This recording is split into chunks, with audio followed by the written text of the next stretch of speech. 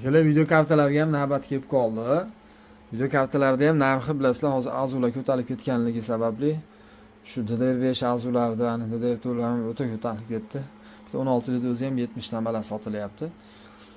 $20 sotgan narsamiz 3 barobar oshib ketgan. Hozirda endi video kartalarga navbat keldi. Uje platalar narxi $200 dan ko'tarilib qolibdi. Video kartani ham o'sha ko'tarilyapti. Yanvarda 10-siga bor video kartani narxi arzu bilan tenglashib oladi. Shuning uchun hozirda bizda RTX 3070, ya'ni hozirgi kunda eng ommabop bo'lgan, eng zo'r